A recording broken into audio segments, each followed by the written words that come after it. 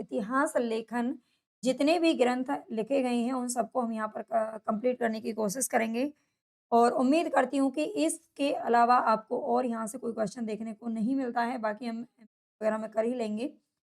ये तो उम्मीद करती हूँ कि वीडियो आपके लिए काफ़ी यूज़फुल रहने वाली है। जितना भी इतिहास लेखन में जितना भी कंप्लीट बताया गया है, वो सब कंटेंट मैं आपको यहाँ पर बता दूँगी, समझा दूँगी, ठीक है? तो ज़रूर पूरी वीडियो को देख लेना, बहुत ही क्लास आपके लिए यूज़फुल रहने वाली है ना? तो चलते हैं यूजीसी नेट चाहे पर आप टीजीटी, पीजीटी किसी की भी तैयारी कर रहे हो, मोस्ट इम्पोर्टेंट ये वीडियो आपके लिए रहेगी। सबसे पहले यहाँ पर हम देखते हैं, क्या लिखा हुआ है, वास्तव में अगर हिंदी लेखन की शुरुआत की बात करें, तो हिंदी लेखन की जो शुरुआत है, ये 19वीं शताब्दी के आस-पास हुई थी। ये वास्तव में हिंदी लेखन की जो शुरुआत हुई है, ये 19वीं शताब्दी के आस-पास हुई थी, ये ध्यान रखना है। हमें नावादास कृत भक्तमाल नावादास कृत भक्तमाल नावादास की रचना है, जो भक्तमाल हम देखते हैं, उसमें 200 कवियों का जीवन मिलता है, ठीक है? इसमें 200 लिखा हुआ है ये, 200 कवियों का जीवन परिचय मिलता है और ये लिखा गया था 16वीं शताब्दी में, ठीक है? ये कब लिखा गया था? 16वीं शताब्दी में। अब आप ये सोचेंगे कि मैम तो बता रही हैं कि 19वीं शताब्दी में शुरू हुई थी, लेकिन ये 16वीं का कैसे हो गया? हम 19वीं शताब्दी से पहले वास्तव में, है ना? वास्तव में जो हम पढ़ेंगे वो 19वीं से शुरू हुई है। लेकिन इससे पहले की जो रचनाएँ लिखी गई हैं, उनके बारे में भी थोड़ा-सा यहाँ पर नज़र डाल लेते हैं, ठीक है? ये 16वीं शताब्दी में लिखा गया था। आगे आता है 17वीं शताब्दी में ही गोकुलनाथ पुत्र विठलनाथ ने 84 वैष्णवन की वार्ता नामक एक ग्रंथ लिखा था, जो कि अपने दादाजी वल्लभाचार्य के शिष्यों का था। ये 84 वैष्णवन की वार्ता ये ग्रंथ पूछा जाता है किसने लिखा है, तो ये गोकुलनाथ ने लिखा था। इन्होंने एक और ग्रंथ लिखा था 252 वैष्णवन की वार्ता, दोनों एक साथ दोनों ही लिखे थे और गोकुलनाथ जो थे ये विठलनाथ के पुत्र थे जिन्होंने अष्टछाप की स्थापना की थी, भक्ति काल में हमने पढ़ा है। मैं आदिकाल से लेकर रीति काल तक आपको कंप्लीट नोट्स पढ़ा चुकी हूँ, कंप्लीट बहुत सारे वन लाइनर प्रश्न करवा चुकी हूँ। अगर आपने नहीं देखे हैं ना तो जाके वो वीडियो ज़रूर देख लीजिएगा, है ना? सबको कंप्लीट मैराथन टाइप में भी करवा दिया है। एक बार मैराथन क्लासेस ही देख लेना तीनों, वो ही आपके लिए बहुत यूज़फुल रहेंगे, है ना? तो आगे आज इसको कंप्लीट करेंगे, फिर हम कल मंडे है और कल से हम थोड़ा किसी और नए टॉपिक की तरफ बढ़ेंगे, है ना? तो 84 वैष्णवन की जो वार्ता है, ये विठलनाथ के पुत्र गोकुलनाथ ने लिखा था और इसमें क्या है ना? इसमें क्या है, तो इसमें वल्लभाचार्य के शिष्यों का जीवन वृत्त लिखा गया है और 252 जो वैष्णवन की वार्ता है, इसमें विठलनाथ जो कि गोकुलनाथ के पिताजी थे, उनके शिष्यों का जीवन वृत्त है। आगे देखते हैं 18वीं शताब्दी में कालिदास त्रिवेदी का नाम आता है, जिन्होंने कालिदास हज़ारा लिखा था और इसमें इन्होंने 250 से 300 कवियों के बारे में लिखा है, ठीक है? ये कालिदास त्रिवेदी का 18वीं शताब्दी का मिलता है। आगे थोड़ा-सा बढ़ते हैं, लेकिन ये सभी जो ग्रंथ हैं, वो अप्रमाणिक और अर्ध माने जाते हैं, है ना? ये सभी जो ग्रंथ हैं, वो अप्रमाणिक और अर्ध माने जाते हैं, जो 19वीं शताब्दी से पहले के मिलते हैं, जो 16वीं, 17वीं 18वीं में जो हम पढ़ रहे हैं ग्रंथों को, वो सभी अप्रमाणिक माने जाते हैं। आगे देखते हैं 19वीं शताब्दी से हिंदी साहित्य की परंपरा। 19वीं शताब्दी से हिंदी साहित्य की जो परंपरा की शुरुआत होती है, थोड़ा उसके बारे में देख लेते हैं। सबसे पहले नाम किसका आता है, तो ये आता है गारसा दत्त तासी का, ठीक है? गारसा दत्त तासी ये फ्रेंच के विद्वान थे, फ्रेंच भाषा के, है ना? फ्रांस के रहने वाले थे और ये इंग्लैंड में विश्व भाषा की विशेषता पर शोध कर रहे थे तथा इसी समय इन्हें भारत में उर्दू का प्राध्यापक नियुक्त किया गया था। तब इन्होंने ग्रंथ लिखा था इस्तवार द ला लिटरेच्यूर एंदोई ए हिंदुस्तानी, ठीक है? इस्तवार द ला लिटरेच्यूर एंदोई ए हिंदुस्तानी ये ग्रंथ इन्होंने लिखा था, जो कि फ्रेंच भाषा में ही लिखा गया था, ठीक है? ये ग्रंथ भी फ्रेंच भाषा में ही लिखा गया था, लेकिन इन्हें अगर पूछ लिया जाए ये कहाँ पर भाषा की विशेषता पर ये रिसर्च कहाँ पर कर रहे थे, तो इंग्लैंड के अंदर कर रहे थे, है ना? और ये वैसे फ्रेंच के विद्वान थे, है ना? फ्रेंच भाषा के और उर्दू का प्राध्यापक नियुक्त किया गया था इनको कहाँ पर? भारत के अंदर। आगे इस ग्रंथ में वर्णानुक्रम पद्धति में गार्जा दत्तासी ने जो पद्धति अपनाई थी ग्रंथ को लिखने के लिए, ये कौन-सी थी? वर्णानुक्रम पद्धति, ये पूछा जाता है और इन्होंने हिंदी का प्रथम कवि अंगद को बताया है। अंगद आप अगर देखेंगे तो अल्फ़ाबेटिक देखो वर्णानुक्रम का अर्थ क्या होता है? जो हमारे वर्ण होते हैं, वर्ण या अक्षर, ठीक है? वर्ण या अक्षर जो होते हैं ए, आ, इ, ऊ, ए, ऐ इस तरीके से जो नाम आते हैं, उसमें इन्होंने इस तरीके से नामों को लिखा था। मान लीजिए जैसे कि किसी का नाम अनमोल है, सबसे पहले अनमोल का नाम आएगा। मान लीजिए किसी का नाम क्या है कुछ कुसुम है, तो कुसुम का नाम आगे आएगा, है ना? अनमोल के बाद में, क्योंकि ये वर्णानुक्रम पद्धति यही होती है, अल्फ़ाबेटिकल जिसको बोलते हैं अगर आप समझते हो तो। और इन्होंने हिंदी का प्रथम कवि अंगद को बताया है। इन्होंने प्रथम कवि किसको बताया था? अंगद को बताया था। इसमें इन्होंने 738 कवियों का उल्लेख किया है। गार्जा दत्तासी का जो ग्रंथ है, उसमें कवियों का उल्लेख है, तो 738 कवियों का उल्लेख है, जिनमें से 72 कवि हिंदी के और शेष कवि इन्होंने उर्दू के बताए हैं। तो ये बहुत बार क्वेश्चन पूछा जाता है, हिंदी के कितने कवि बताए थे? तो केवल और केवल 72 कवि बताए थे, 72, है ना? और बाकी के सारे कवि इन्होंने हिंदू के सॉरी उर्दू के बतलाए हैं। यह इतिहास ग्रंथ 2 संस्करण और 5 भागों में प्रकाशित हुआ था। संस्करण कितने निकले थे? इसके 2 निकले थे, लेकिन 2 संस्करण में 5 भाग आए थे। पढ़ते हैं कैसे-कैसे, है ना? अगर आपको यूज़फुल लग रहे हैं ये नोट्स, तो आप साथ-साथ में लिखते जाइए, नोट्स बना सकते हो। आपके पास कोई किताब खरीदने की आपको ज़रूरत नहीं पड़ेगी, नोट्स इतने अच्छे हैं। और ये नोट्स बल्कि मैंने खुद अपने हाथों से टाइप किए हैं सारी किताबों को सामने रख कर के, है ना? और ये अगर आप घर तक भी मँगवाना चाहते हैं ना, तो ये सारे नोट्स आपको हिंदी साहित्य के इसी प्रकार के मिल भी जाएँगे और ई-बुक के रूप में भी उपलब्ध हैं। आप एप्लीकेशन से भी जा कर के ले सकते हो। वैसे तो मैं मोस्टली पीडीएफ आपको टेलीग्राम पर दे देती हूँ, लेकिन इसकी पीडीएफ नहीं मिल पाएगी। है ना? क्योंकि ये इसमें पूरा देखो 333 पेज हैं इसके अंदर, है ना? जिस पे अभी हम दूसरे पे ही चल रहे हैं। ये बहुत ज़्यादा मतलब पूरा ये ई-बुक है पूरी कहने को ये है। प्रथम संस्करण में इसका अगर देखें तो 2 भागों में प्रकाशित हुआ था इसका प्रथम संस्करण। प्रथम भाग 1839 ईस्वी में और द्वितीय भाग है इसका 1847 ईस्वी में प्रकाशित हुआ था। ये प्रथम संस्करण के 2 भाग हो गए और द्वितीय जो संस्करण आया था उसके 3 भाग थे। प्रथम एवं द्वितीय भाग दोनों ही 1870 ईस्वी में प्रकाशित हुए और तृतीय भाग जो था ये 1871 ईस्वी में प्रकाशित हुआ था। आगे देखते हैं 1953 ईस्वी में। इसके बाद में 1953 ईस्वी में प्रयाग विश्वविद्यालय के एक प्रोफेसर थे जिनका नाम था लक्ष्मी सागर वार्ष्णेय। ठीक है, लक्ष्मी सागर वार्ष्णेय ने जो 1187 का जो ग्रंथ था इस्तवारदाला इंदो हिंदुस्तानी, इस ग्रंथ में आए हुए हिंदी कवियों एवं लेखकों का विवरण हिंदुई साहित्य का इतिहास नाम से किया है। इन्होंने ये तो फ्रेंच भाषा में लिखा गया था, लेकिन इन्होंने हिंदी में लिख दिया था। है ना? हिंदी में इसको अनुवाद किया था किसने? लक्ष्मी सागर वार्ष्णेय ने। ये बहुत बार कन्फ्यूज़ करता है ये क्वेश्चन, आगे हम थोड़ा-सा बताऊँगी मैं आपको क्यों कन्फ्यूज़ करता है ना? तो हिंदुई साहित्य का इतिहास नाम से ग्रंथ किसने लिखा था? लक्ष्मी सागर वार्ष्णेय ने, वो भी 1953 ईस्वी में। आगे देखते हैं गार्जा द तासी से ही हिंदी साहित्य इतिहास लेखन की शुरुआत मानी जाती है। क्वेश्चन पूछा जाता है, हिंदी साहित्य इतिहास लेखन की शुरुआत किस कवि से मानी जाती है? तो गार्जा द तासी से मानी जाती है। लेकिन ये अपने ग्रंथ में काल विभाजन को भूल गए थे। है ना? इन्होंने अपने ग्रंथ में काल विभाजन नहीं किया था, ये थोड़ा ध्यान रखना। यानी कि इन्होंने जो काल विभाजन यानी कि कौन-सा काल कब से कब तक रहा, जैसे आदिकाल, भक्तिकाल, वो विभाजन इन्होंने नहीं किया था। आगे देखते हैं प्रोफेसर नलिन विलोचन शर्मा के अनुसार हिंदी साहित्य के पहले इतिहास लेखक तासी थे। ये निर्विवाद है, यानी इसमें कोई विवाद नहीं है, कोई दोहराई नहीं है ना? तो तासी को ही माना है किसने? प्रोफेसर नलिन विलोचन शर्मा जी ने। और आचार्य रामचंद्र शुक्ल ने इनके जो ग्रंथ है, इसका जो ग्रंथ है उसको क्या कहा है? व्रत संग्रह मात्र कहा है। ठीक है? व्रत संग्रह मात्र की संज्ञा दी है, ये ध्यान रखना। आगे नाम आता है इसके बाद में मौलवी करीमुद्दीन का। मौलवी करीमुद्दीन ये गारसा के विचार की पुष्टि करते हुए 1848 ईस्वी में मौलवी करीमुद्दीन ने तज़किरा-ए-शुअराए हिंदी, ठीक है? तज़किरा-ए-शुअराए हिंदी ये ऐतिहासिक ग्रंथ लिखा था और इसमें इन्होंने 738 कवियों का वर्णन किसने किया था? गारसादा तासी ने। लेकिन मौलवी करीमुद्दीन ने इन्होंने 1004 कवियों का उल्लेख किया जिसमें हिंदी के 60 कवि बताए गए थे। ठीक है? ये ध्यान रखना है, इसमें 1004 कवियों का उल्लेख किया और जिसमें से हिंदी के केवल इन्होंने 60 ही बताए, बाकी सब उर्दू के बताए थे। किसने? मौलवी करीमुद्दीन ने। इस ग्रंथ में हिंदी का प्रथम जो कवि है उसको अब्दुल कादर बख्श को बतलाया गया है। ना आवाज़ मंदी कर थोड़ी। निशु, आवाज़ मंदी कर। हिंदी इस ग्रंथ में हिंदी का जो प्रथम ग्रंथ है, कवि है, वो किसको माना गया है? तो अब्दुल कादर बख्श को माना गया है। ये ध्यान रखना, ये ग्रंथ उर्दू भाषा में लिखा गया और इन्होंने भी वर्णानुक्रम पद्धति पर ही लिखा था। जो गारसादा तासी ने जो पद्धति अपनाई और मौलवी करीमुद्दीन साहब ने भी वही अपनाई और इन्होंने भी उर्दू के कवि बहुत ज़्यादा लिखे, है ना? अब्दुल कादर बख्श को इन्होंने पहला कवि माना है, जबकि गारसादा तासी ने अंगद कवि को पहला कवि माना था। है ना? तो आगे देखते हैं महेश दत्त शुक्ल का नाम आता है इसके बाद।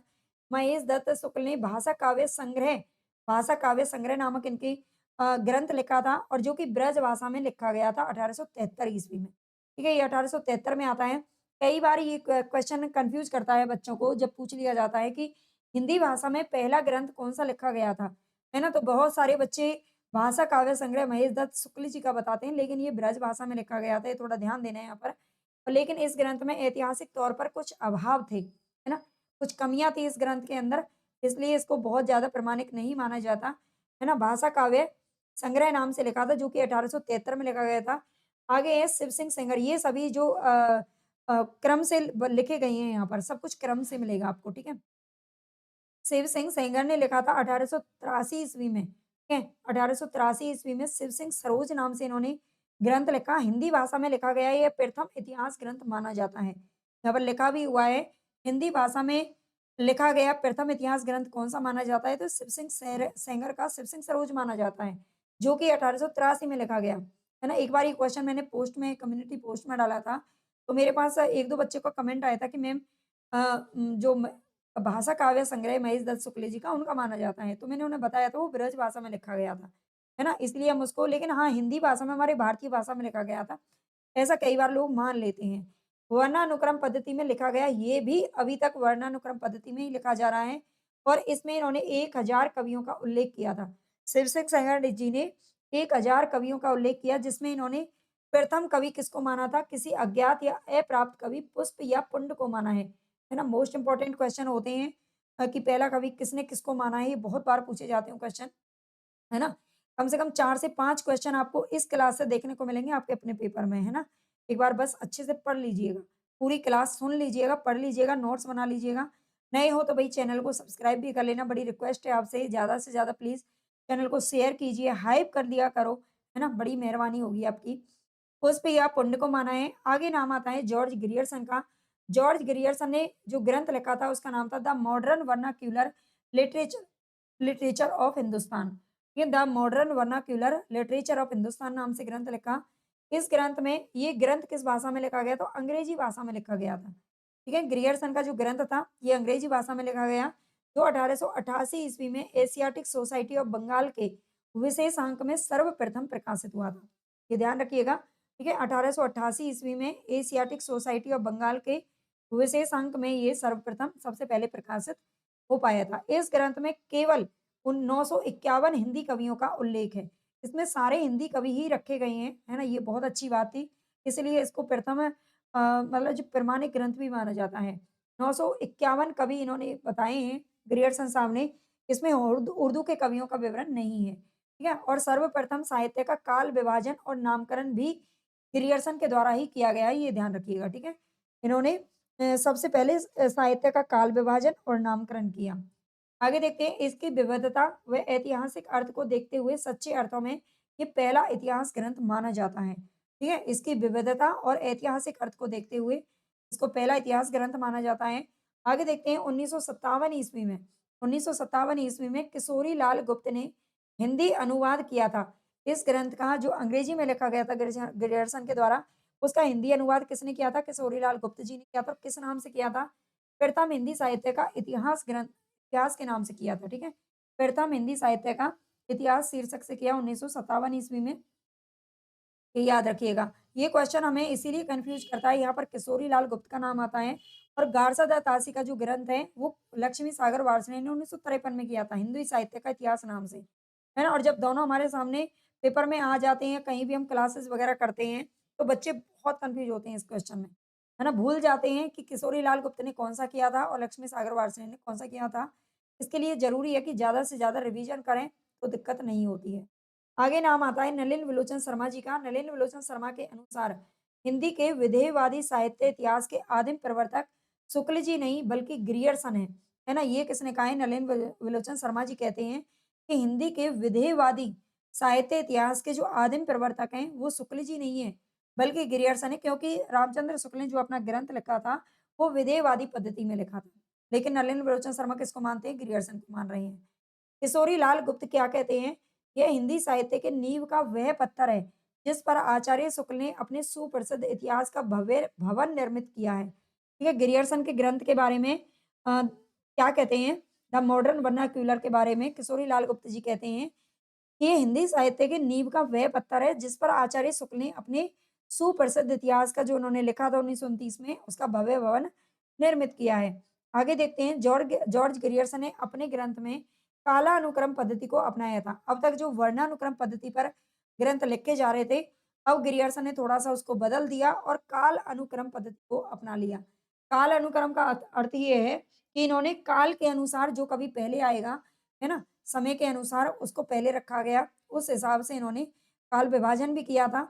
चारण काव्य 700 से 14 ईस्वी, है ना? आदिकाल को चारण काल की संज्ञा दी है ग्रियर्सन ने। फिर धार्मिक काव्य, प्रेम काव्य, दरबारी काव्य आदि शीर्षक इन्होंने दिए हैं, सारे शीर्षक यहाँ पर नहीं, है ना? आगे देखते हैं 16वीं से 17वीं शताब्दी के युग को भक्ति काल कहा है? ग्रियर्सन ने 16वीं से 17वीं शताब्दी के युग को क्या कहा है? भक्ति काल की संज्ञा दी है, जिसे हिंदी का स्वर्ण युग मानना ग्रियर्सन की एक महत्वपूर्ण उपलब्धि थी। भक्ति काल को स्वर्ण युग किसने कहा है? ये क्वेश्चन बहुत बार पूछा जाता है, तो ये ग्रियर्सन ने कहा है, ये ध्यान रखना है। इतिहास लेखन में तुलनात्मक लेखन की जो शुरुआत है, उसके उसका श्रेय भी ग्रियर्सन को ही जाता है। आगे नाम आता है यहाँ पर अब मिस्र बंधुओं का। मिस्र बंधुओं में सबसे पहले तो 3 नाम आते हैं और 3 नाम कौन-कौन से ये पूछे जाते हैं।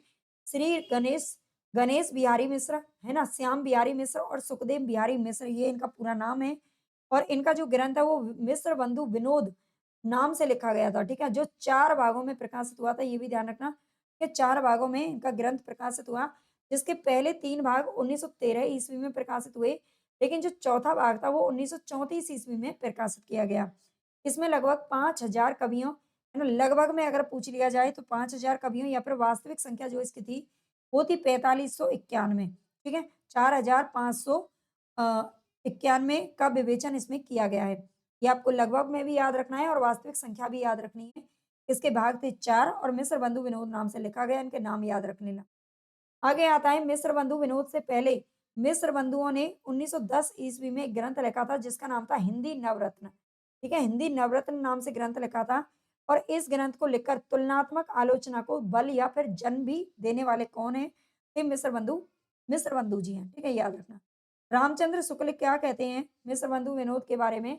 कवियों का परिचयात्मक विवरण मैंने प्राय मिस्र बंधु विनोद से ही लिया है। ठीक है, रामचंद्र शुक्ल ने जो अपना ग्रंथ लिखा था उसके बारे में देखो कोई भी हो, कोई भी इंसान मतलब अगर ग्रंथ लिखेगा, कोई भी कितना भी बड़ा विद्वान हो, तो अपने पीछे वो कुछ ना कुछ तो आधार बना के ही चलता है ना? कोई भी ग्रंथ ऐसे ही नहीं लिखा जाता और ये तो फिर भी साहित्य इतिहास है ना? तो इतिहास के लिए तो हमें पीछे बहुत सारी चीज़ों को देखकर ही चलना पड़ेगा। तो शुक्ल जी ने अपना जो ग्रंथ लिखा वो मिस्र बंधु विनोदों से ने क्या लिया? तो कवियों का परिचयात्मक विवरण लिया गया है। नामवर सिंह क्या कहते हैं मिस्र बंधु विनोद के बारे में? कहते हैं कि मिस्र बंधु विनोद साहित्य का पंचांग है, क्वेश्चन पूछा जाता है ना? सभी क्वेश्चन यहाँ पर इम्पोर्टेंट है, एक-एक लाइन इम्पोर्टेंट है ना? फालतू फंड की चीज़ों को तो मैंने रखा ही नहीं है। जो-जो इम्पोर्टेंट है, जो-जो क्वेश्चन पूछे जा सकते हैं, पूछे गए हैं, उनको ही यहाँ पर रखा है ना? आपने अगर पहले ये चीज़ें पढ़ रखी होंगी ना, तो आपको समझ में आ जाएगा बहुत बढ़िया है नोट्स, है ना? और आपको अगर पहले नहीं पढ़ा होगा, तो थोड़ा-सा समझने में दिक्कत आती ही है ना? फिर भी आप अच्छे से पूरा पढ़िए, 2 से 3 बार रिवाइज़ करिए, समझ में आ जाएगा। मिस्र बंधु विनोद साहित्य का पंचांग कहने वाले कौन हैं? तो नामवर सिंह हैं। मिस्र बंधुओं ने सारंगधर को ब्रज भाषा का प्रथम कवि माना है। ठीक है? सारंगधर को ब्रज भाषा का प्रथम कवि किसने माना है? तो ये मिस्र बंधुओं ने माना है। आगे है, इन्होंने गोरखनाथ को हिंदी का प्रथम गद्य लेखक और हिंदी का प्रथम कवि पुष्प या पुंड को माना है। ये भी ध्यान रखिएगा। मिस्र बंधुओं ने ना देखो सबने तो एक-एक कवि को ही माना है, केवल हिंदी का आदि कवि के रूप में, प्रथम कवि के रूप में। लेकिन मिस्र बंधुओं ने 3 कवियों को अलग-अलग माना है। ब्रज भाषा का अलग माना है ना? और गद्य क लेखक का अलग माना है और पद्य लेखक का अलग माना है ना? कवि यानी कि पद्य लेखक, ठीक है? अलग माना है। तो गोरखनाथ को प्रथम गद्य लेखक माना है, हिंदी का प्रथम कवि पुष्प या पंड को माना है, जो शिव सिंह सेंगर ने भी माना था। मिस्र बंधुओं का काल विभाजन देखना बहुत इंपॉर्टेंट है, पूछा जाता है। मिस्र बंधुओं ने संपूर्ण हिंदी साहित्य को 8 भागों में विभाजित किया है और ये 8 भाग कौन-कौन से हैं? तो देखते हैं। सबसे पहले नाम आता है आरंभिक काल। इन्होंने आदि काल को आरंभिक काल का नाम दिया है और इसका जो समय है वो 700 से 1444 ईस्वी है। ठीक है? ईस्वी नहीं है सॉरी विक्रमी संवत है ना? विक्रमी संवत में माना है। आरंभिक काल माना है। दूसरा जो नाम आता है वो है माध्यमिक काल यानी कि जो भक्ति काल है उसको माध्यमिक काल की संज्ञा दी है। 1450 से 1680 विक्रम माना है और रीति काल को अलंकृत काल की संज्ञा दी है। किसने? मिस्र बंधुओं ने 1681 से 1889 विक्रमी माना है और इसके बाद ये परिवर्तन काल की संज्ञा देते हैं, ठीक है? वर्तमान काल के बीच में और रीति काल के बीच में एक और काल का नाम बताया है परिवर्तन काल। परिवर्तन काल का जो समय है वो 1890 से 1900।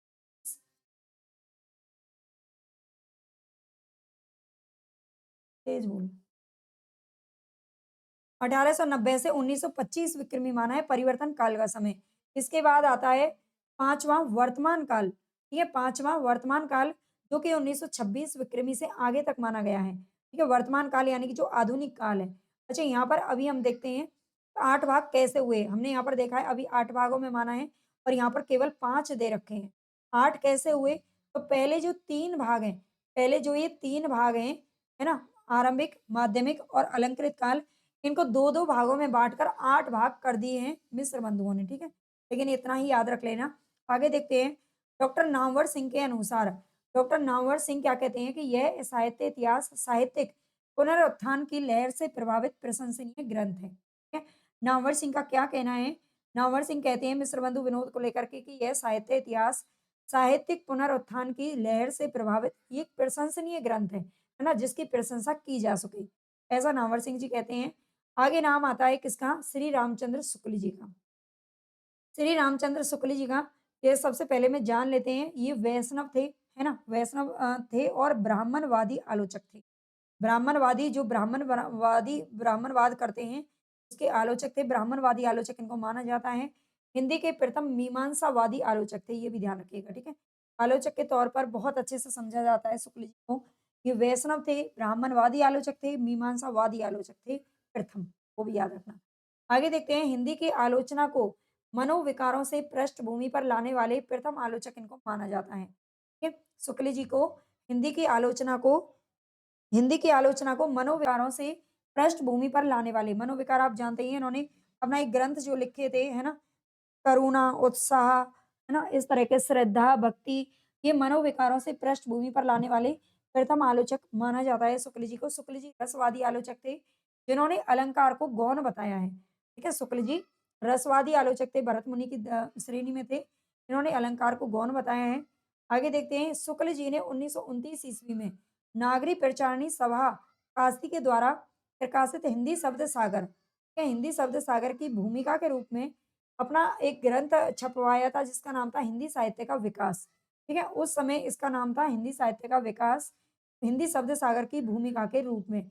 लेकिन 1929 में इसके नाम में संशोधन कर दिया गया और इसका नाम रख दिया गया था हिंदी साहित्य का इतिहास। ये हिंदी साहित्य का इतिहास नाम रख इसका कर दिया गया था और वो भी उसी साल में, है ना? फिर दोबारा से प्रकाशित करवाया गया था। आगे देखते हैं शुक्ल जी ने हिंदी साहित्य का जो आरंभ है वो देश भाषा काव्य संवत 1050 से माना है। ठीक है? संवत में आ रहा है, संवत 1050 से माना है किसका? देश भाषा काव्य संवत यानी कि आदिकाल का जो समय है वो 1050 से शुरुआत इन्होंने मानी है 1050 से 1300, है ना? आगे देखते हैं अपभ्रंश साहित्य को शुक्ल जी ने प्राकृताभास हिंदी की संज्ञा दी है। क्या अपभ्रंश साहित्य को प्राकृताभास हिंदी किसने कहा है? तो शुक्ल जी ने कहा है। आगे कहते देखते हैं शुक्ल जी के संदर्भ में डॉक्टर नामवर सिंह ने क्या लिखा है? तो नामवर सिंह जी कहते हैं कि शुक्ल जी को इतिहास पंचांग के रूप में प्राप्त हुआ। है ना? शुक्ल जी को मिस्र बंधुओं के ग्रंथ को तो पंचांग कहा है, साहित्य का पंचांग है। शुक्ल जी के बारे में क्या कहते हैं कि शुक्ल जी को इतिहास पंचांग के रूप में प्राप्त हुआ, जिसको मानवीय चेतना में अनुप्राणित कर साहित्य बना दिया गया। ये पंचांग के रूप में इनको मिला था और मानवीय चेतना में इसको अनुप्राणित कर दिया गया। आगे देखते हैं जैनेंद्र क्या कहते हैं? शुक्ल जी के इतिहास के बारे में कहते हैं, इतिहास से उन्होंने जुटाया है, जगाया नहीं है। क्या इतिहास से उन्होंने जुटाया है, जगाया नहीं है, ये जैनेंद्र साहब कहते हैं, याद रखना।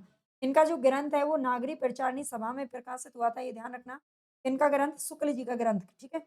ये जैनेंद्र ये तो आलोचकों के कथन अलग हो गए।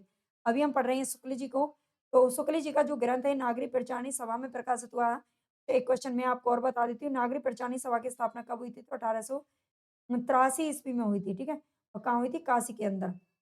पूरे भक्ति काल को 4 भागों में बाँटकर उसे शुद्ध दार्शनिक एवं धार्मिक आधार पर प्रतिष्ठित किया है ना? ये ध्यान रख लेना, भक्ति काल को 4 भागों में किसने बाँटा है? तो ये शुक्ल जी ने ही बाँटा था। है ना? भक्ति काल को 4 भागों में जो बाँटा गया है, वो किसने बाँटा है? शुक्ल जी ने बाँटा है। आगे देखते हैं, उनके साहित्य के इतिहास में कवियों की जो कुल संख्या है वो कितनी है? तो लगभग 1000 है, ठीक है?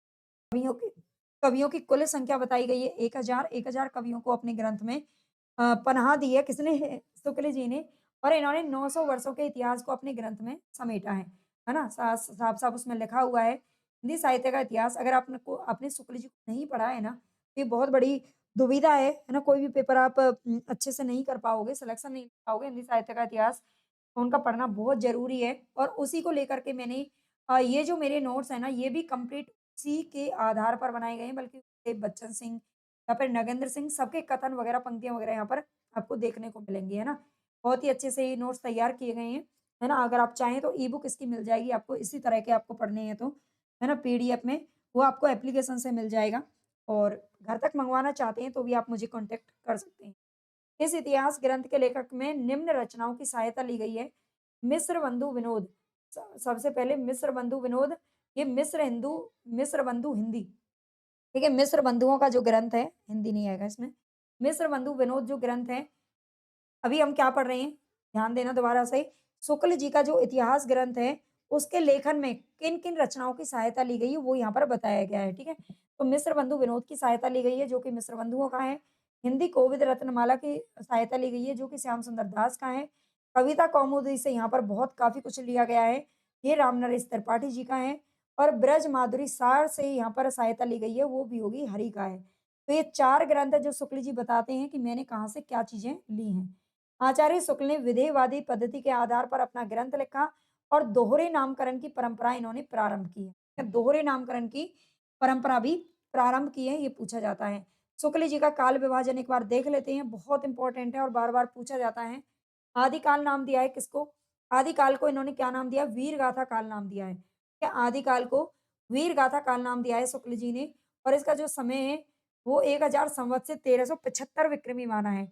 और हज़ार जो क्या है भक्ति काल है, भक्ति काल को क्या नाम दिया है? पूर्व मध्य काल, ठीक है? भक्ति काल को भक्ति काल का नाम दिया है, भक्ति काल को भक्ति काल का नाम दिया है ना? और ये संवत 1375 से 1700 यहाँ पर मैं केवल काल विभाजन आपको बता रही हूँ और ये जो नाम है ना आदिकाल, पूर्व मध्य काल, उत्तर मध्य काल, है ना? और आधुनिक काल, ये नाम दिए किसने? हजारी प्रसाद द्विवेदी ने, नाम की अगर हम बात करें तो, है ना?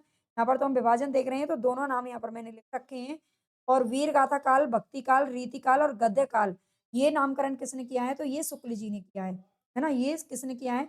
शुक्ल जी ने किया है, ये थोड़ा ध्यान रख लेना, है ना? और इनका रीतिकाल का जो समय है वो संवत 1700 से 1900 और गद्य काल यानी कि आधुनिक काल का जो समय है, जो भारतेंदु युग से शुरुआत होती है, वो संवत 1900 विक्रमी से अब तक माना है।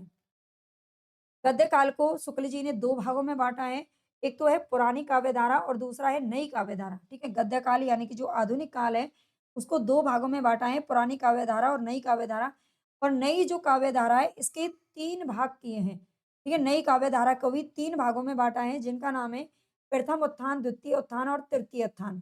प्रथम उत्थान को भारतेंदु युग कहा जाता है, द्वितीय उत्थान को द्विवेदी युग और तृतीय उत्थान को छायावादी युग के नाम से जाना है। शुक्ल जी ने आदिकाल को वीर गाथा काल के नाम से जानने के पीछे 12 ग्रंथों की सहायता ली गई है। क्या शुक्ल जी ने आदिकाल को जो वीर गाथा काल का नाम दिया है, वो क्यों दिया है? शुक्ल जी बताते हैं कि इसमें 12 ग्रंथों की सहायता ली है मैंने, है ना? और वो 12 ग्रंथ कौन-कौन से? एक बार इनको भी थोड़ा नज़र मार लेते हैं। सबसे पहला नाम आता है खुमान रासो जो कि दलपति विजय का ग्रंथ है। बीसलदेव रासो नरपति नालय, जयचंद्र प्रकाश भट्ट केदार, पृथ्वीराज रासो चंद बरदाई, जयमयंक जसचंद्रिका मधुकर कवि, परमाल रासो जगनिक का है, पहेलियाँ अमीर खुसरो की हैं और पदावली पदावली विद्यापति जी की हैं। हमीर रासो सारंगधर का लिखा गया है। विजयपाल रासो नल्ल सिंह का लिखा गया है। कीर्ति कथा और कीर्ति का दोनों विद्यापति के द्वारा लिखी गई। ये 12 ग्रंथ हैं जिनके आधार पर शुक्ल जी ने वीरगाथा काल का नाम दिया है। आगे नाम आता है यहाँ पर हम शुक्ल जी को पढ़ चुके हैं। आगे देखते हैं श्याम सुंदर दास। अगर अभी तक आपने क्लास को लाइक नहीं किया है ना? और अच्छी भी लग रही है तो कंजूसी मत कीजिए, लाइक कर दीजिए, है ना? और हाइप कर दीजिए, आपकी बड़ी मेहरबानी होगी। कंजूसी करने से कुछ नहीं होगा, अगर हम भी कंजूसी करें तो क्या ही फ़ायदा होगा, है ना? बिल्कुल दिल खोलकर हम आपको पढ़ा रहे हैं। आप चाहते हैं ज़्यादा से ज़्यादा बच्चे सलेक्शन लेके जाएँ यहाँ से, ज़्यादा हम आपका अच्छे से रिवीजन करवा दें, है ना? तो इसीलिए आप भी दिल खोल दीजिए और टेलीग्राम चैनल भी आप जॉइन कर लीजिएगा, बाकी की सभी पीडीएफ तो वहाँ पर आपको मिलती हैं। हिंदी भाषा का विकास और हिंदी भाषा और साहित्य। श्याम सुंदर दास के 2 ग्रंथ मिलते हैं। हिंदी भाषा का विकास 1924 में लिखा था और हिंदी भाषा और साहित्य 1931 ईस्वी में। इस ग्रंथ में हिंदी भाषा वाले खंड में हिंदी भाषा इस की बात हो रही है दूसरे वाले की, ठीक है? हिंदी भाषा और साहित्य की। इस ग्रंथ में हिंदी भाषा वाला जो खंड है उसमें 6 अध्याय हैं और हिंदी साहित्य वाला जो खंड है उसमें 10 अध्याय रखे गए हैं। श्याम सुंदर दास के दोनों ग्रंथ याद रखना। आगे देखते हैं हिंदी भाषा और साहित्य में श्याम सुंदर दास जी के नामकरण करते हुए श्याम सुंदर दास जी ने नामकरण करते हुए प्रथम काल को वीर गाथा युग कहा है, द्वितीय काल को भक्ति युग, तृतीय काल को रीति युग और चतुर्थ काल को नवीन विकास युग की संज्ञा दी है। ठीक है, श्याम सुंदर दास का जो ये नामकरण है वो आप अच्छे से याद रख लेना। वीर गाथा युग, भक्ति युग, फिर रीति युग और नवीन विकास युग, आधुनिक काल को नवीन विकास युग कहा है। डॉक्टर राम कुमार वर्मा का नाम आता है आगे। आपका ग्रंथ है हिंदी साहित्य का आलोचनात्मक इतिहास। ठीक है, हिंदी साहित्य का आलोचनात्मक इतिहास ग्रंथ किसने लिखा है? तो राम कुमार वर्मा जी ने लिखा है और ये लिखा गया था 1938 ईस्वी। ये ग्रंथ अपूर्ण है। ये जो ग्रंथ है वो पूरा नहीं हो पाया है, इसमें केवल भक्ति काल तक की ही विषय वस्तु का वर्णन है। आगे देखते हैं अपभ्रंश को भी हिंदी में मानने का विचार भी राम कुमार वर्मा ने ही दिया था। क्या अपभ्रंश को भी अपभ्रंश जो भाषा है उसको भी हिंदी में माना है किसने?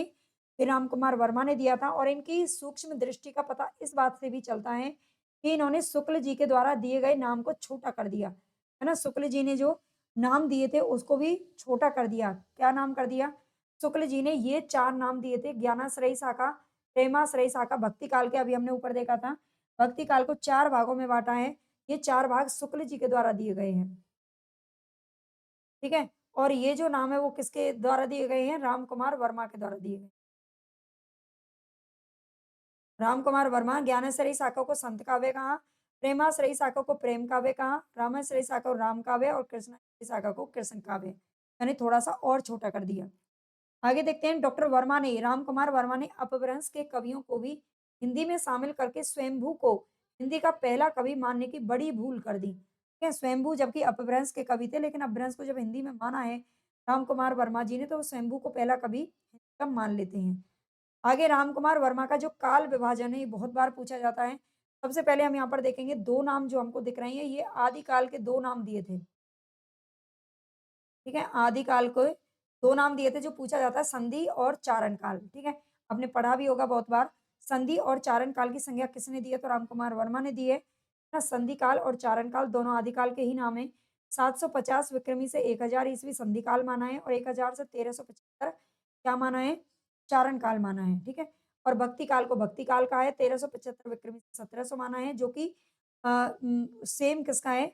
शुक्ल जी से मिलता-जुलता है। मिलता-जुलता नहीं बल्कि उनका ही है सेम। और रीति काल को 1700 विक्रमी से 1900 माना है, बिल्कुल ये भी उन्होंने वही माने हैं और आधुनिक काल 1900 विक्रमी से अब तक माना है, ठीक है? तो बाकी सारे शुक्ल जी से मेल खाते हैं, बस यहाँ पर थोड़ा-सा आपको याद रखना पड़ेगा 750 विक्रमी संधि काल मान लिया है। अब आगे नाम आता है हमारे अगले साहित्यकार का जिनका नाम है आचार्य हजारी प्रसाद द्विवेदी। आचार्य हजारी प्रसाद द्विवेदी के बारे में देखते हैं। हिंदी साहित्य को नया आयाम देखने देने वाले आलोचक हैं, क्योंकि उन्होंने परंपरावादी पद्धति अपनाकर अपने साहित्य के इतिहास को लिखा था। तो कौन-सी पद्धति अपनाई है हजारी जी ने? परंपरावादी पद्धति अपनाई है। अपने ग्रंथ में काल विभाजन ऐतिहासिकता को इन्होंने आधार बना करके किया। ठीक है, अपने ग्रंथ में काल विभाजन कैसे किया है? ऐतिहासिकता को आधार बना करके किया है और 4 भागों में बाँटा है। 4 भाग क्या-क्या नाम दिया? आधुनिक काल, पूर्व मध्यकाल, उत्तर काल और आधुनिक काल। अभी ऊपर भी मैंने आपको बताया था इनके प्रमुख ग्रंथ कौन-कौन से हैं हजारी जी के। तो सबसे पहला ग्रंथ इन्होंने लिखा था हिंदी साहित्य की भूमिका 1940 में और इसमें 10 अध्याय हैं। हिंदी साहित्य का आदिकाल लिखा 1952 ईस्वी में। इसके अलावा जो ग्रंथ वो मिलते हैं नाथ सिद्ध की वानियाँ, नाथ संप्रदाय, मध्ययुगीन धर्म साधना, मध्ययुगीन बोध का स्वरूप और हिंदी साहित्य का उद्भव और विकास। हिंदी साहित्य का उद्भव और विकास, ये कुछ ग्रंथ मिलते हैं हजारी जी के। हजारी प्रसाद द्विवेदी ने आदिकाल को अत्यधिक विरोधों एवं व्याघातों का युग कहा है। ठीक है, हजारी जी ने आदिकाल को किस नाम से पुकारा है? तो अत्यधिक विरोधों और व्याघातों का युग कह करके पुकारा है। हजारी प्रसाद द्विवेदी का जो काल विभाजन है वो इम्पोर्टेंट है। देख लेते हैं आदिकाल कब से कब तक माना है तो 1000 ईस्वी से ईस्वी में है यहाँ पर ध्यान देना ये ईस्वी में दे रखा है, ठीक है? 1000 ईस्वी से 1400 माना है। पूर्व मध्यकाल 1400 से 1700 और उत्तर मध्यकाल 1700 से 1900 और आधुनिक काल 1900 ईस्वी से अद्यावधि। अब यहाँ पर ईस्वी दे रखा है जबकि शुक्ल में क्या दे रखा है? संवत दे रखा है, ठीक है? तो ये थोड़ा-सा यहाँ पर आपको फ़ोकस करना पड़ेगा। आगे अगले साहित्यकार का नाम आता है सूर्यकांत शास्त्री।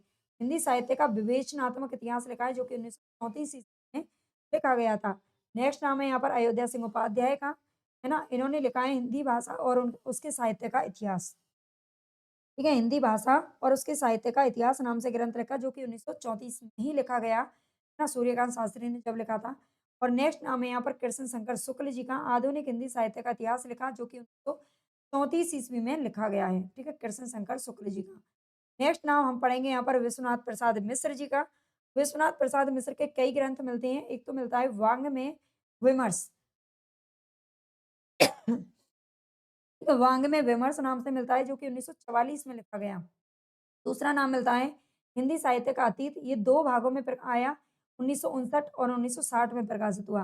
हिंदी साहित्य का संक्षिप्त इतिहास, ये तीसरा ग्रंथ मिलता है ना, 1, 2 और 3, 3 ग्रंथ मिलते हैं किसके? विश्वनाथ जी के। हिंदी साहित्य का संक्षिप्त इतिहास लिखा विश्व, विश्व आज का जो युग है ना, उसमें विश्व है ना, एक छोटे से रूप में हम सब उसको देख पाते हैं, है ना?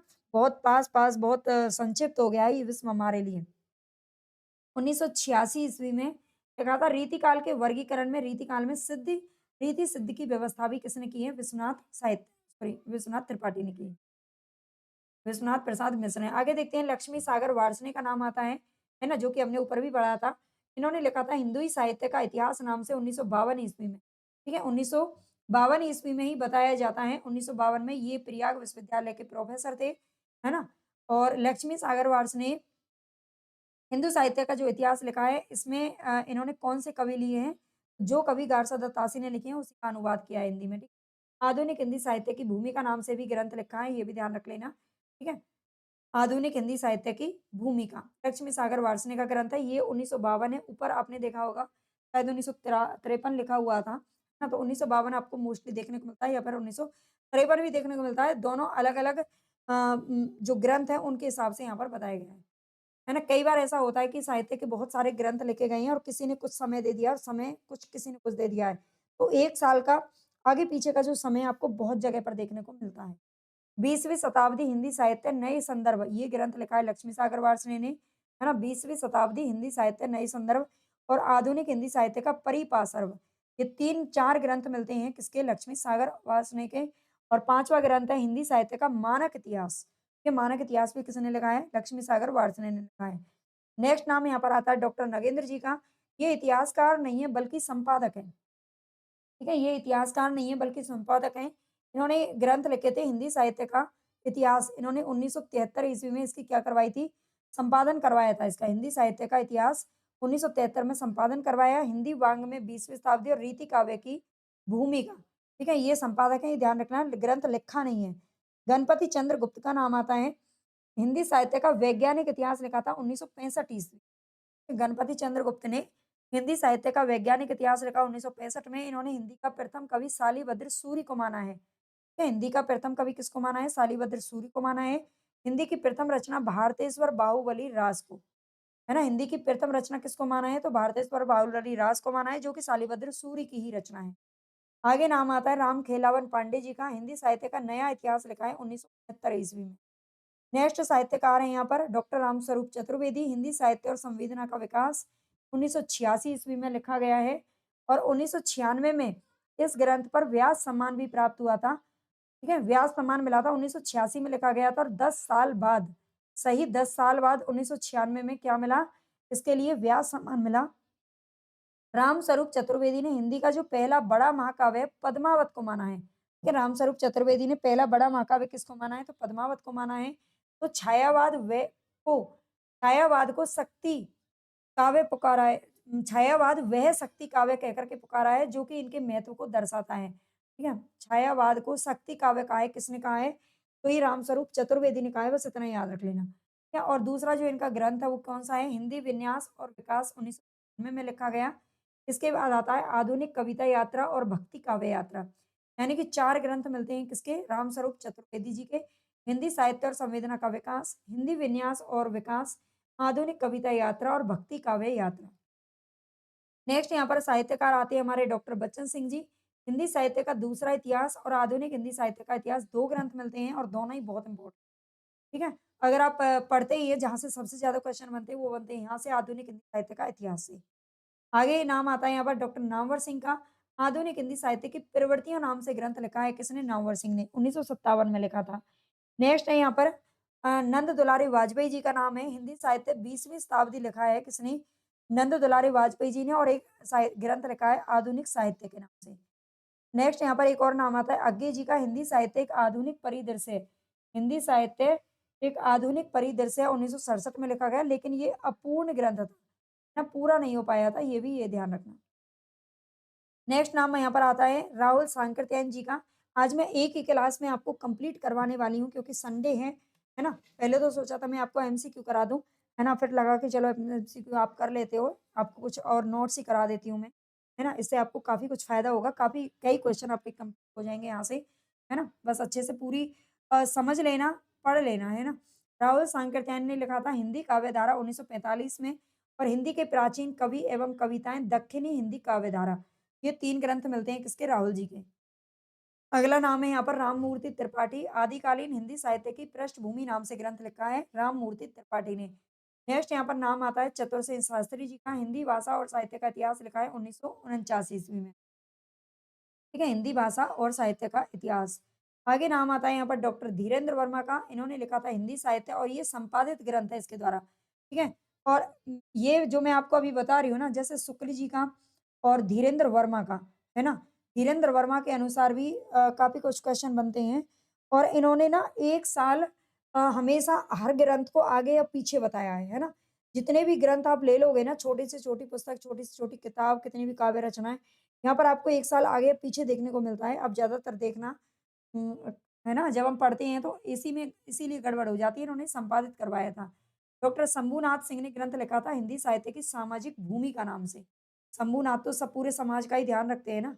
नलिन विलोचन शर्मा ने लिखा था हिंदी साहित्य का इतिहास दर्शन 1960 ईस्वी में, ठीक है? नलिन विलोचन शर्मा जिसके पास न लोचन है, वही क्या करेगा? दर्शन करेगा। आगे नाम आता है डॉक्टर गुलाब राय का। हिंदी साहित्य का सुबोध इतिहास लिखा 1938 ईस्वी में और दूसरा इन्होंने लिखा है हिंदी काव्य विमर्श के नाम से। नेक्स्ट नाम यहाँ पर आता है पद्मलाल पन्नालाल बख्शी का। आपने 2 ग्रंथ लिखे थे हिंदी साहित्य विमर्श और हिंदी साहित्यिक ऐतिहासिक समीक्षा 1969 ईस्वी में। है ना? इसका नहीं दे रखा, जिसका प्रकाशन वर्ष नहीं मिलता है वो यहाँ पर नहीं है। आगे सुमन राजे का नाम आता है, ये महिला थी, है ना? महिला कवित्र लेखक थी। सुमन राजे हिंदी साहित्य का आधा इतिहास लिखा 2003 ईस्वी में। हिंदी साहित्य का आधा इतिहास लिखा किस नाम से? अ सुमन राजे ने लिखा हिंदी साहित्य का आधा इतिहास 2003 ईस्वी में। और अगला जो ग्रंथ है वो है इनका साहित्य इतिहास संरचना और स्वरूप।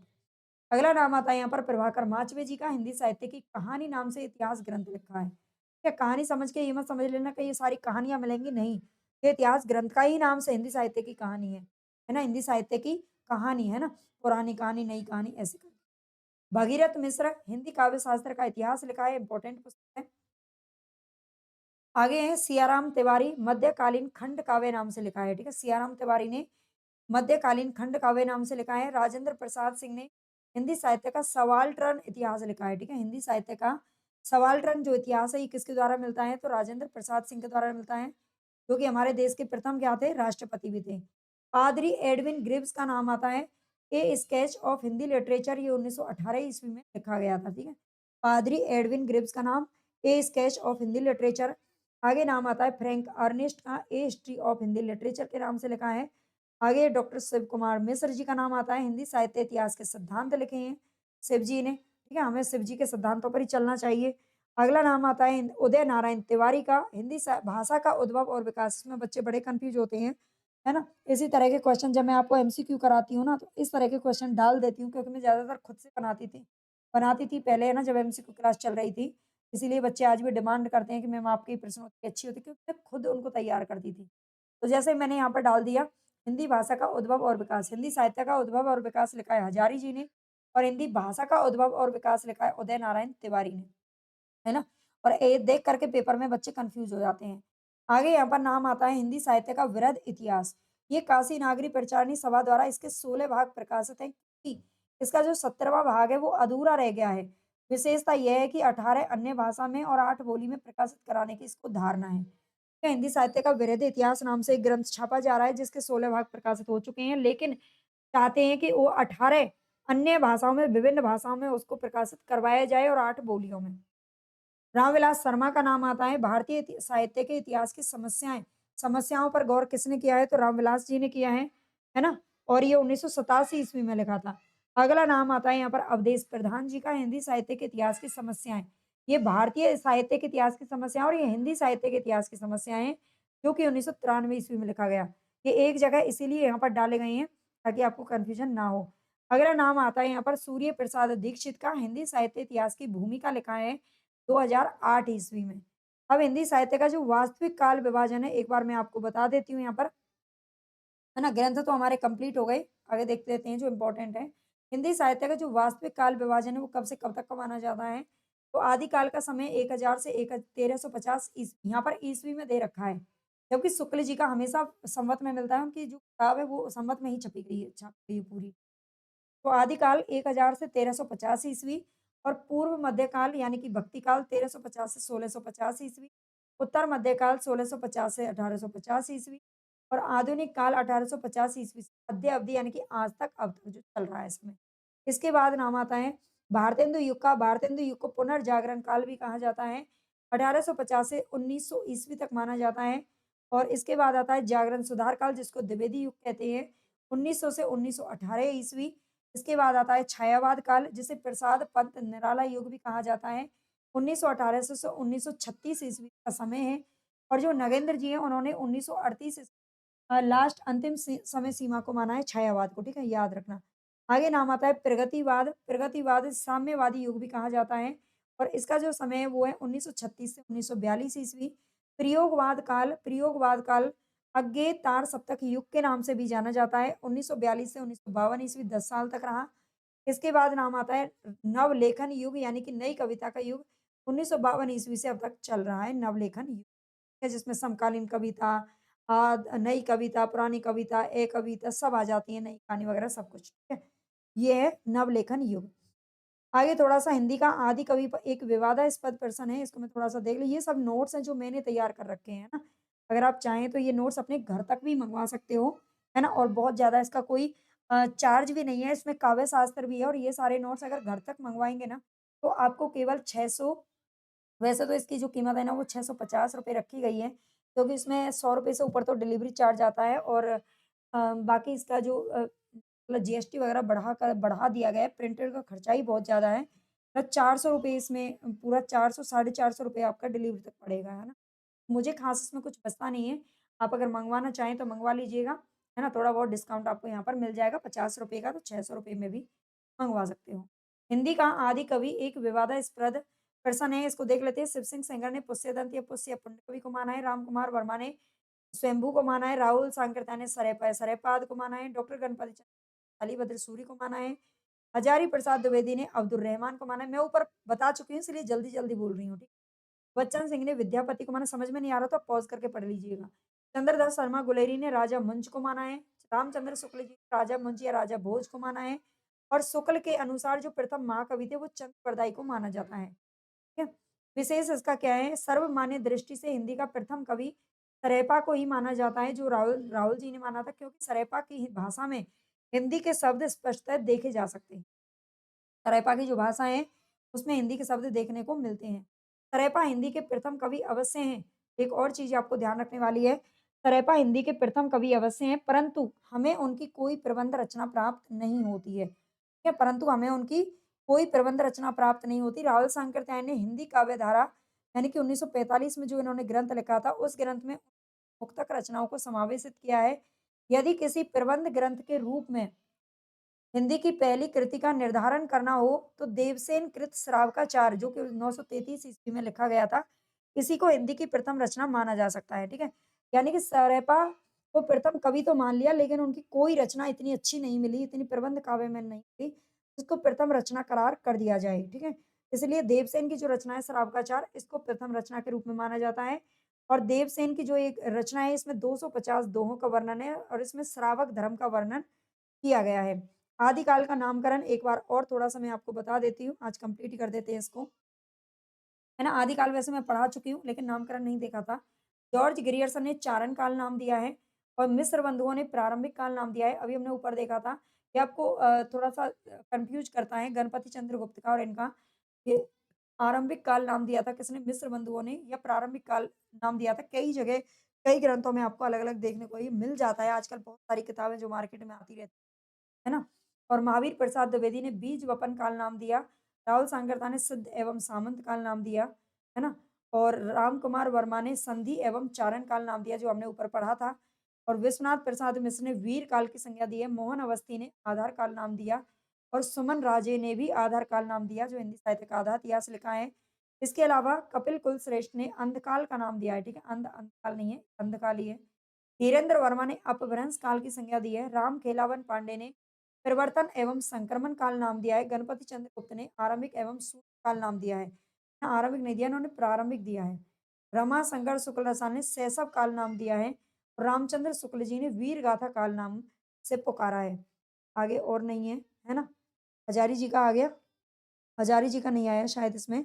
हजारी जी ने आदिकाल का ही मतलब नाम दिया है, ठीक है?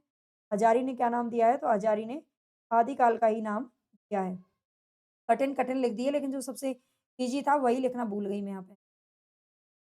चलिए, हो गया?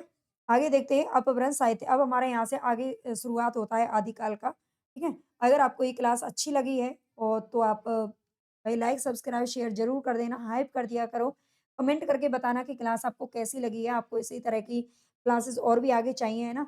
और कल से ही मंडे से मैं आपको शायद कोशिश करूँगी कि भाषा विज्ञान ये जो सप्ताह है हमारा, भाषा विज्ञान इसको मैं कंप्लीट करा दूँ। भाषा विज्ञान और हो सका तो काव्य शास्त्र भी करवाऊँगी, ठीक है? तो अच्छी लगे तो भई जुड़ जाइए क्लास और ज़्यादा से ज़्यादा क्लास चैनल को शेयर कीजिए, क्लास को शेयर कीजिए और टेलीग्राम चैनल को जॉइन कर लेना, वहाँ पर आपको पीडीएफ वगैरह बहुत क्लासेस सभी क्लासेस की मिल जाती हैं, है ना? लेकिन इसकी नहीं मिल पाएगी क्योंकि ये पूरी ई-बुक है ना? आगे इसमें पूरा ई-बुक है, इसलिए ये नहीं मिल पाएगी, इसमें बहुत सारे हज़ार से भी ज़्यादा पेज हैं। यहाँ पर तो कम दिख रहे हैं, है ना? क्योंकि इसमें केवल मैंने अभी आदिकाल और इसी को रखा है। और इसके अलावा भक्तिकाल पूरा मतलब सब कुछ मिलेगा आपको नोट्स अगर चाहिए तो मुझे कमेंट कर देना और ई-बुक चाहिए तो आप एप्लीकेशन से जाकर के ले लें, कमेंट बॉक्स में आपको लिंक मिल जाएगा। धन्यवाद। यूजीसी नेट की अगर कंप्लीट तैयारी करनी है तो भी आप मेरे साथ में जुड़ सकते हैं। बहुत अच्छी तैयारी आपको करवाई जा रही है।